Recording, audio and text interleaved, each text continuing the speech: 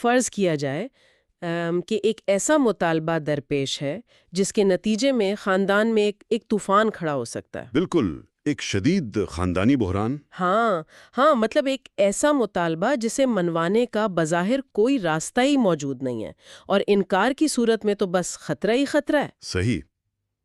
عام طور پر ایسے موقعوں کے لیے میرا خیال ہے مہینوں کی منصوبہ بندی ہوتی ہے، بالکل لمبی چوڑی بحثیں اور جذباتی بلیک میلنگ کا سہارا لیا جاتا ہے۔ بالکل ایسا ہی ہے، لیکن حیرت انگیز بات یہ ہے کہ قائل کرنے کی یعنی پرزویژن کی اس مشکل ترین حکمت عملی کا ماسٹر کلاس ہزاروں سال پرانی محض چند الفاظ پر مشتمل ایک مختصر سی عبارت میں چھپا ہے۔ واہ، یہ واقعی بہت دلچسپ ہے نا؟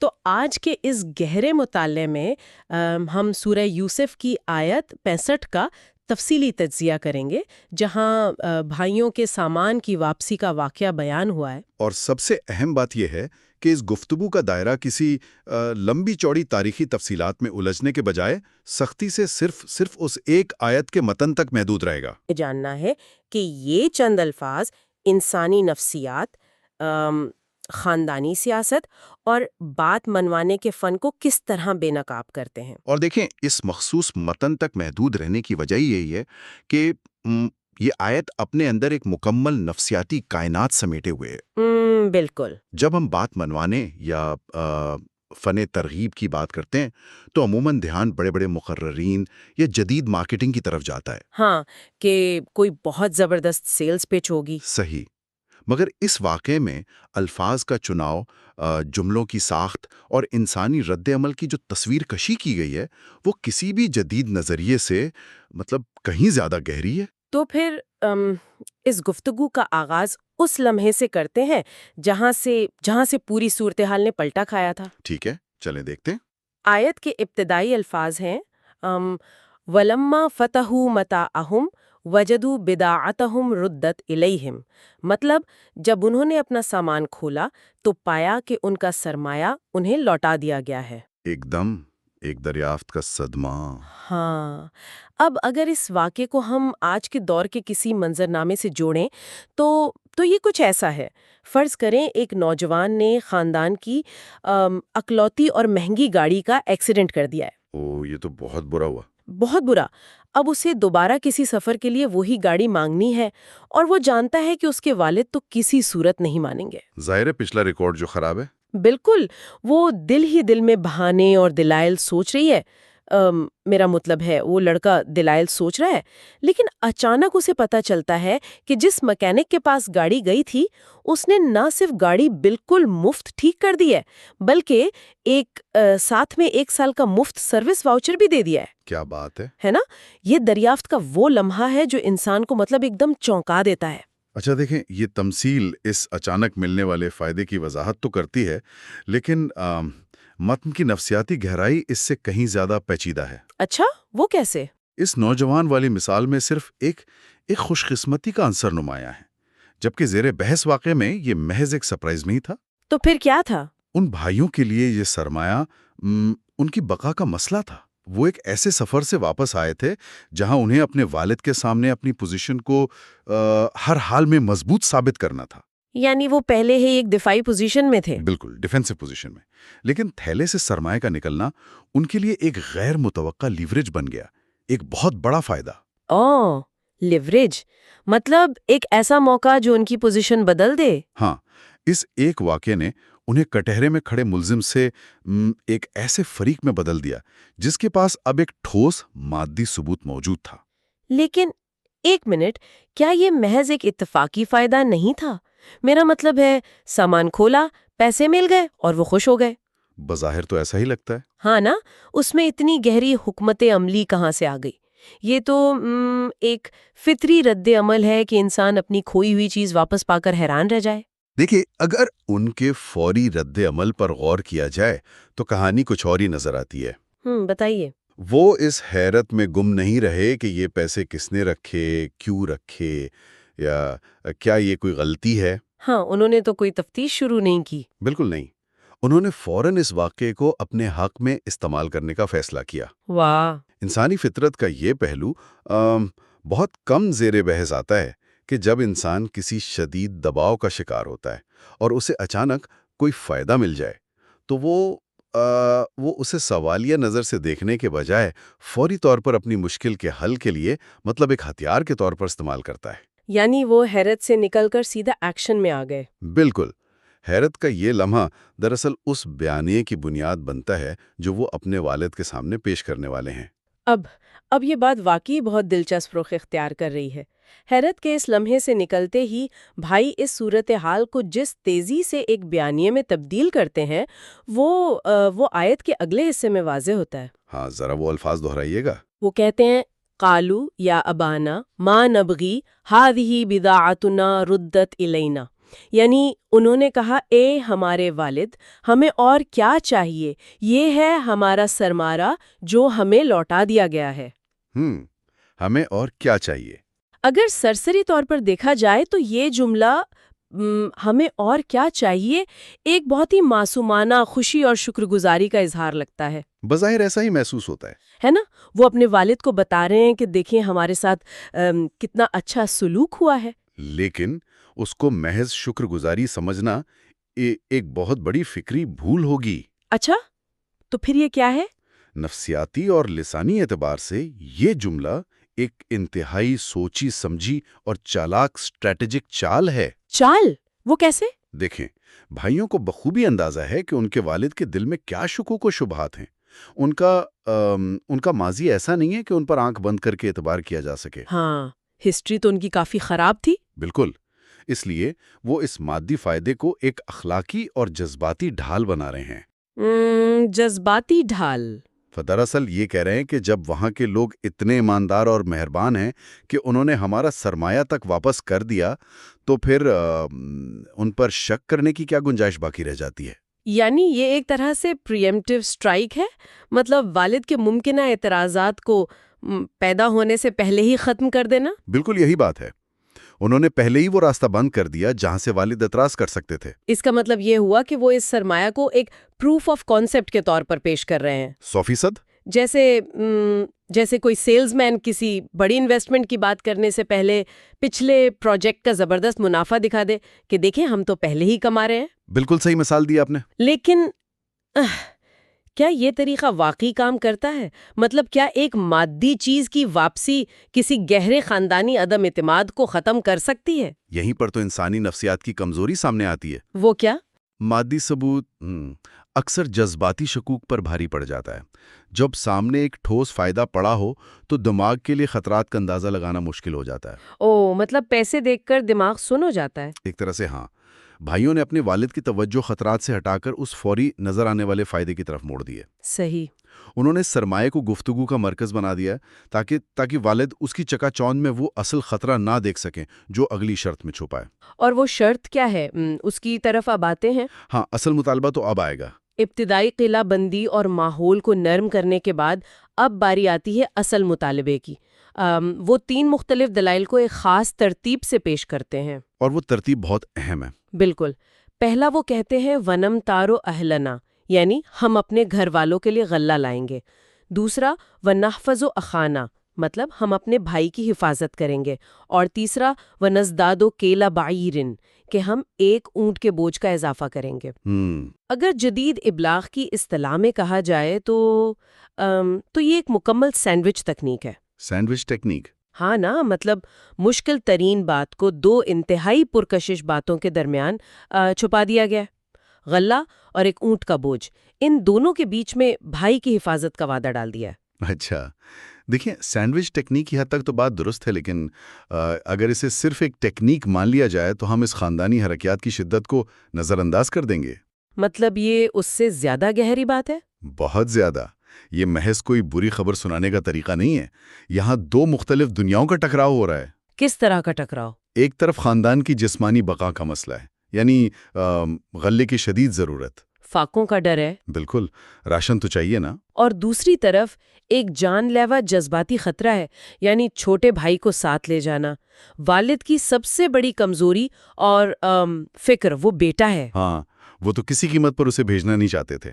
بھائیوں کو علم ہے کہ غلے کی ضرورت اپنی جگہ، لیکن والد اس بیٹے کی قیمت پر کوئی سودا نہیں کریں گے۔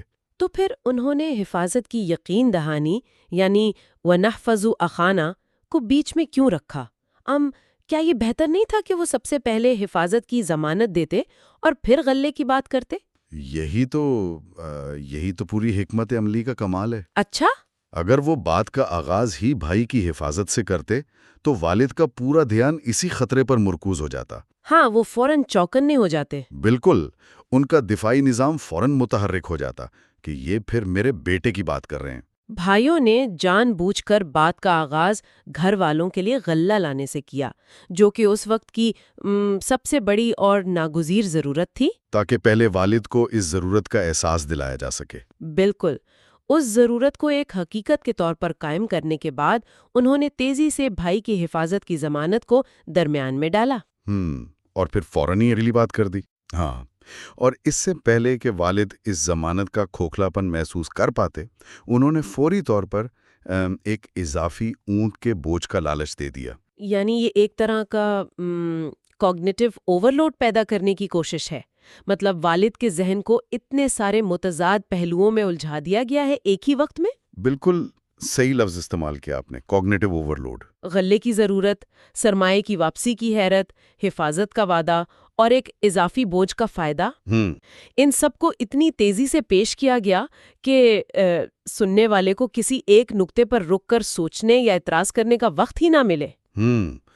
یہ تو مجھے انتہائی درجے کی جذباتی ہیرا پھیری محسوس ہوتی ہے۔ دیکھیں، جذباتی ہیرا پھیری ذرا سخت لفظ ہے، لیکن قائل کرنے کے عمل میں انسان اکثر اسی نیچ پر پہنچ جاتا ہے، خاص طور پر جب کچھ بہت ضروری منوانا ہو۔ بالکل، خاص طور پر جب اس کی اپنی بقا داؤ پر لگی ہو۔ بھائی خاندانی ضرورت کو ایک عذر کے طور پر استعمال کر رہے ہیں تاکہ وہ اس شرط کو پورا کر سکیں جو نئے غلے کے حصول کے لیے لازمی ہے، اور وہ شرط چھوٹے بھائی کو لے جانا تھی۔ ہاں، وہ جانتے ہیں کہ ان کی محض زبانی ضمانت والد کے لیے کافی نہیں ہوگی، اس لیے وہ مادی فوائد کا ایک ایسا انبار لگا رہے ہیں جسے مسترد کرنا والد کے لیے عملی طور پر ناممکن ہو جائے۔ یعنی ایک ایسا جال بن رہے ہیں جس میں انکار کا مطلب سیدھا سیدھا خاندان کو فاقوں پر مجبور کرنا ہوگا۔ بالکل، انہوں نے والد کو ایک ناممکن پوزیشن میں ڈال دیا۔ یہ صورتحال تو واقعی بہت گھٹن زدہ اور دباؤ سے بھرپور لگتی ہے۔ بہت زیادہ دباؤ ہے۔ اور اسی دباؤ کے عروج پر وہ اپنی اس پوری پیچیدہ اور خطرناک پیشکش کو ایک ایسے جملے پر ختم کرتے ہیں جو بظاہر بالکل متضاد لگتا ہے۔ ہاں، وہ آخری الفاظ، آیت کے آخری الفاظ ہیں ذالک کیلٌ یسیر، یعنی یہ ایک آسان پیمانہ ہے یا یہ ایک معمولی بوجھ ہے۔ یسیر یعنی بہت آسان۔ اب یہاں ایک بہت بڑا سوال پیدا ہوتا ہے۔ ایک طرف جان کا خطرہ، خاندان کا عدم اعتماد اور اتنا بڑا مطالبہ، اور دوسری طرف اسے یہ کہہ کر سمیٹا جا رہا ہے کہ یہ تو بہت آسان ہے۔ تضاد تو دے۔ یہ تو مجھے بالکل آج کل کے ان اشتہارات کی طرح لگ رہا ہے جہاں ایک انتہائی مہنگی اور پیچیدہ چیز بیچنے کے بعد آخر میں مسکرا کر کہا جاتا ہے یہ بہت آسان ہے، اس میں کوئی رسک نہیں۔ واہ، کیا کمال تشبیہ دی ہے آپ نے۔ اور دیکھیں، اس جملے کا اگر گہرا تجزیہ کیا جائے تو یہ ان کی خود اعتمادی سے زیادہ ان کی اندرونی گھبراہٹ کو بے نقاب کرتا ہے۔ گھبراہٹ کو؟ وہ کیسے؟ جب کوئی شخص کسی انتہائی پیچیدہ یا خطرناک کام کو بار بار آسان کہنے لگے تو دراصل وہ سامنے والے کو نہیں بلکہ خود کو قائل کرنے کی کوشش کر رہا ہوتا ہے۔ مطلب وہ خود ڈرے ہوئے ہیں۔ بالکل۔ بھائیوں کی بےتابی اس حد تک بڑھی ہوئی ہے کہ وہ صورتحال کی سنگینی کو کمتر کر کے پیش کر رہے ہیں۔ یہ اوور پرومسنگ کی ایک کلاسک مثال ہے۔ یہ بات بہت وزن رکھتی ہے۔ اگر یہ واقعی اتنا ہی آسان ہوتا تو پھر انہیں اتنی لمبی چوڑی تمہید باندھنے، سرمایہ کو بطور ثبوت پیش کرنے اور 3 وعدے کرنے کی کیا ضرورت تھی؟ یہی تو، آسان کاموں کے لیے کوئی اتنے دلائل تھوڑی دیتا ہے۔ بالکل نہیں۔ ان کا یہ کہنا کہ یہ ایک آسان بوجھ ہے دراصل اس بات کا ثبوت ہے کہ وہ اندر سے جانتے ہیں کہ یہ کتنا مشکل اور خطرناک کام ہے۔ وہ اپنے والد کے ذہن سے اس مشکل کے تصور کو کھرچ کر وہاں آسانی کا لیبل چپٹانا چاہتے ہیں۔ اور یہی وہ مقام ہے جہاں یہ بیانیہ اپنی انتہا کو پہنچتا ہے۔ بالکل۔ انسان جب کسی چیز کی شدید طلب رکھتا ہے تو وہ منطق کو پست پشت ڈال کر ہر وہ حربہ استعمال کرتا ہے جو ڈیل کو فائنل کروا سکے۔ جذبات، تسلیاں، مادی فوائد اور آخر میں صورتحال کو حد سے زیادہ آسان بنا کر پیش کرنا۔ وہ غلے کی بات کر رہے ہیں لیکن اصل ہدف بھائی کو ساتھ لے جانا ہے۔ وہ سرمایہ کی واپسی کا ذکر کر رہے ہیں لیکن اصل مقصد والد کا کھویا ہوا اعتماد عارضی طور پر ہی صحیح واپس حاصل کرنا ہے۔ تو اس تمام بحث کو سمیٹا جائے تو اس ایک آیت سے ابلاغ اور مذاکرات کے کتنے ہی پہلو سامنے آتے ہیں۔ بے شمار پہلو ہیں۔ روپ دیا جاتا ہے، مادی فوائد کو ایسی جذباتی ڈھال کیسے بنایا جاتا ہے اور مشکل ترین مطالبات کو پرکشش پیشکشوں کے درمیان چھپا کر کس طرح سامنے والے کو لاجواب کیا جاتا ہے۔ صحیح۔ اور یہ کسی بھی طرح سے ایک عام گفتگو تو بالکل نہیں تھی۔ بالکل نہیں، یہ انسانی ذہن کی اس حیرت انگیز صلاحیت کا مظاہرہ تھا کہ وہ دباؤ کے تحت کس طرح راستے تراشتا ہے۔ اس سے یہ بھی ثابت ہوتا ہے کہ ترغیب اور قائل کرنے کا عمل کبھی بھی سیدھا خط نہیں ہوتا۔ یہ مختلف انسانی جذبات مطلب خوف، ضرورت، لالچ اور محبت کے درمیان ایک پیچیدہ رقص ہے۔ اور بھائیوں کا ہر جملہ، ہر لفظ ان کے اندر کی کشمکش اور ان کے ہدف کے حصول کی بےتابی کو ظاہر کر رہا ہے۔ بالکل۔ لیکن اس سب کے باوجود ایک ایسا زاویہ ہے جو اس پوری گفتگو پر ایک بالکل نئی روشنی ڈالتا ہے۔ اچھا، وہ کیا ہے؟ ذرا متن کے ان دو الفاظ پر دوبارہ غور کریں۔ ردت الیہم مطلب انہیں لوٹا دیا گیا، اور ردت الینا یعنی ہمیں لوٹا دیا گیا۔ ہاں، یہاں مجہول صیغہ یعنی پیسو وائس استعمال ہوا ہے۔ بالکل۔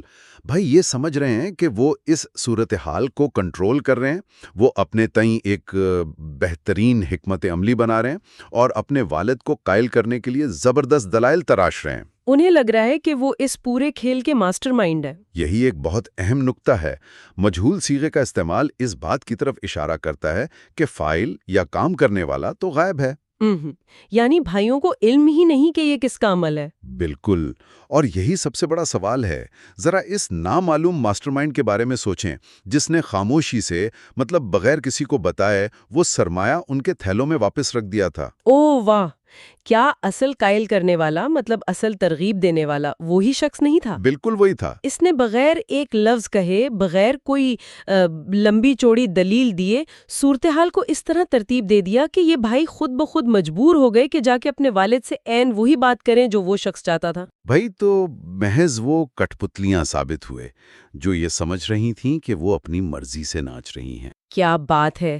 یہ مشاہدہ قائل کرنے کے فن کی ایک بالکل نئی اور انتہائی اعلیٰ سطح کو ظاہر کرتا ہے۔ دیکھیں نا، اکثر اوقات سب سے طاقتور ابلاغ وہ ہوتا ہے جس میں آپ کو بولنا ہی نہ پڑے۔ بالکل، آپ محض حالات کو اس طرح ترتیب دے دیتے ہیں، کوئی ایسا مادی یا جذباتی محرک فراہم کر دیتے ہیں کہ سامنے والا خود بخود اسی نتیجے پر پہنچتا ہے جو آپ کا ہدف ہوتا ہے۔ وہ نامعلوم شخص بھائیوں کی نفسیات، ان کی ضروریات اور ان کے والد کے ممکنہ رد عمل سے اتنی گہری واقفیت رکھتا تھا کہ اس نے صرف ایک خاموش عمل سے پوری خاندانی سیاست کو اپنے حق میں استعمال کر لیا۔ یہیں سے ایک ایسا فکر انگیز خیال ابھرتا ہے جو انسان کو دیر تک سوچنے پر مجبور کر دے گا۔ بالکل ایسا ہی ہے۔ زندگی کے کئی معاملات میں جب یہ محسوس ہو رہا ہوتا ہے کہ حالات مکمل طور پر گرفت میں ہیں،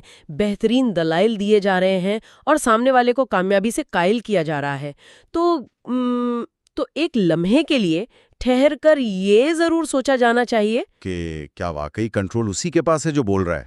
ہاں، یا پھر کوئی اور ہے جس نے خاموشی سے وہ سرمایہ کسی پوشیدہ تھیلے میں رکھ دیا ہے تاکہ ٹھیک وہی الفاظ ادا کیے جائیں جو وہ سننا چاہتا ہے۔ اصل طاقت کس کے پاس ہے؟ بولنے والے کے پاس یا وہ خاموش منظرنامہ ترتیب دینے والے کے پاس؟ بہت گہری بات ہے۔ یہ مطالعہ اور اس میں چھپے انسانی نفسیات کے راز غور و فکر کے واقعی نئے دروازے کھولتے ہیں، اور ہم امید کرتے ہیں کہ علم اور دریافت کا یہ سفر اسی طرح آگے بھی جاری رہے گا۔